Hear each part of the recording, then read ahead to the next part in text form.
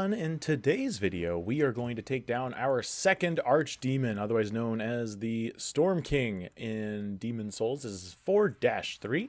The weapon we're going to take is the Storm Ruler. Now this is a weapon you can actually find in the main boss area. I may have died a couple of times, but the good news is once you grab it you can keep it on subsequent runs.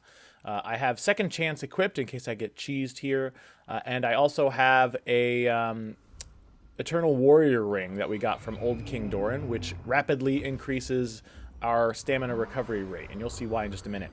So with this particular boss fight, we walk out into the boss area. The Storm Ruler, the weapon I currently have, is all the way on the far end of this board, but since I already got it, I'm just kind of using it already. There are several little manta rays that we've seen throughout the level, and they all take their pot shots at you the whole time. You can use Storm Ray in this situation. It will kill the Manta Rays in one hit. However, the Storm Ruler has a much wider area of attack, and it's possible to tag 2, sometimes even 3 Manta Rays at one time when you use its attack. So you use the R1 attack. Oh, I got tagged a few times there, so I'm going to use my Grass, and it's very annoying at first because you're constantly getting bombarded with these attacks. So you use your R1. It drains your stamina completely, but it shoots this large wave area effect attack at the Manta Rays. And as long as you have even a sliver of stamina, you can use the attack. So as long as it's recovering quickly, you can constantly use it to keep attacking the Manta Rays. So that really does help a lot with the Eternal Warrior Ring that we have, because it recovers your stamina much quicker. So basically you're just kind of dipping and dodging and juking around. I died a few times. Oh, there's the 3-shotter that I had. That was nice. I died a lot trying to find the ideal hiding spot for this boss fight, and it's honestly right past the fog gate. This large outcropping of rock to my left-hand side prevents a lot of attacks from not just the Manta Rays, but especially from the Storm King. Now the Storm King is going to eventually come at us because we have defeated all of his children. And I'm just trying to move up to draw him out. And he is just a B-52 bomber of a Manta Ray. He's going to fire several of those barbs at once in a giant volley. You can see them, I believe, now approaching the screen. You can see all of them. But when you're at that outcropping of rock, it's very easy to avoid both sets of his attacks. So you just basically keep firing off as much as you can. You can see the Storm Ruler does a ton of damage. The Soul Ray attack does damage it quite a bit, but not nearly as much as the Storm Ruler does.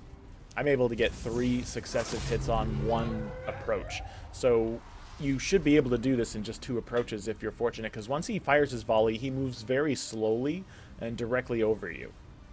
He's going to come up, make another turn, and here comes another volley of attacks. Oh no, he doesn't even get to get them off. Well, there they are. There are a few of them, but I'm in such a great hiding spot, it won't matter. I can very easily avoid all of his attacks that he would send my way.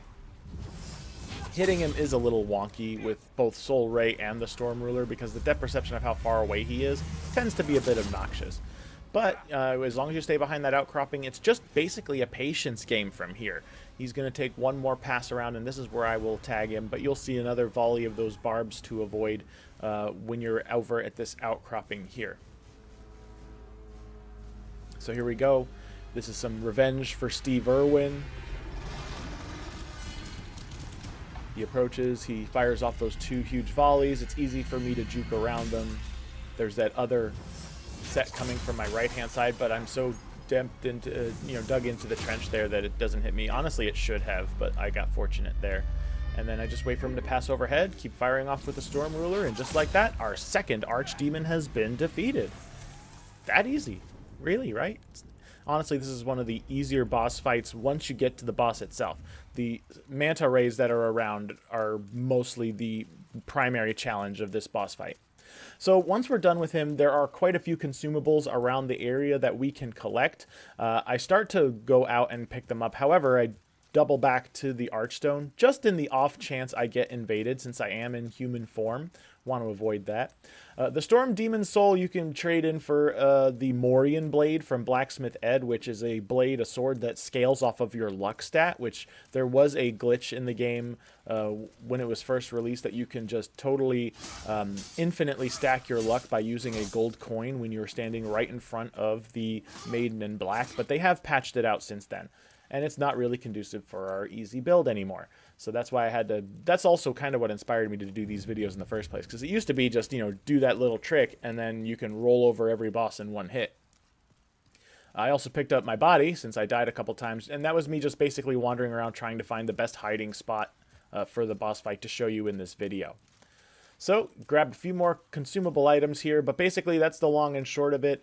Just make sure that when you're done in the area, use the Archstone to port back. You can just repair your equipment, you can upgrade, and you can level up. You can see I got a ton of souls from this boss fight. And if you want to return to this area to do some soul farming, you certainly can.